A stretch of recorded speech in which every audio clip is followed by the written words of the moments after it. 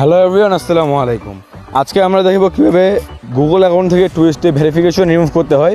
কারণ অনেকেই কিন্তু এই টু স্টেপ ভেরিফিকেশন অন করে অনেক ঝামেলা পড়তেছে। যেমন অনেকেই ডিভাইস সুইচ করে থাকে ইউজুয়ালি, মানে এক ডিভাইস থেকে অন্য ডিভাইস দিয়ে অ্যাকাউন্ট লগ ইন করার সময় এই টু স্টেপ ভেরিফিকেশন কিন্তু অনেক সময় ঝামেলা করে।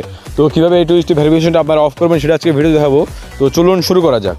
তো টু স্টেপ ভেরিফিকেশন অন করার জন্য আমরা প্রথমে চলে যাবো আমাদের প্রোফাইলে। যেমন আমাদের এখানে প্রোফাইল অ্যাকাউন্টটা আছে, আমরা এই প্রোফাইল অ্যাকাউন্টে ক্লিক করবো। ক্লিক করার পর এখানে আমাদের ম্যানেজের গুগল অ্যাকাউন্ট নামে একটা অপশন থাকবে। আমি দেখাচ্ছি যে ম্যানেজের গুগল অ্যাকাউন্ট, এখানে আমরা ক্লিক করব। এখানে ক্লিক করার পর একটু নিচে আসলেই দেখতে পাবেন সিকিউরিটি অ্যান্ড সাইন ইন নামে একটা অপশন আছে। এই যে সিকিউরিটি অ্যান্ড সাইন ইন, আমরা এই সিকিউরিটি অ্যান্ড সাইন ইনে ক্লিক করব। তো এখানে ক্লিক করে আমরা একটু নিচে নামবো। নিচে নামলে আমরা এখানে দেখতে পাবো টু স্টেপ ভেরিফিকেশন নামে একটা অপশন আছে। এই যে টু স্টেপ ভেরিফিকেশন, এটা আমাদের অন করা আছে। তো আমরা এখানে ক্লিক করব। এখানে ক্লিক করার পর একটু লোড নেবে এবং এরপরে এমন একটা ইন্টারফেস আসবে। এখানে আমরা নিচে দেখতে পাবো two step verification turn off নামে একটা অপশন আছে। আমি আপনাদেরকে অ্যারো দিয়ে দেখিয়ে দিচ্ছি। এই যে নিচে দেখুন turn off two step verification নামে একটা অপশন আছে, আমরা এখানে ক্লিক করব।